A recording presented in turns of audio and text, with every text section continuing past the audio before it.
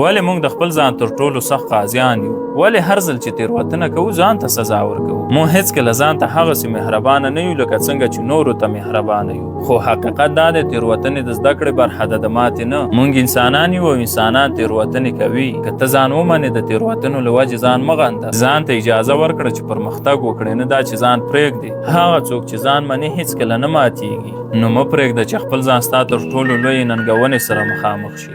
ځان ته مهربانه اوسه ځکه چې ته د بدلون وړ یې.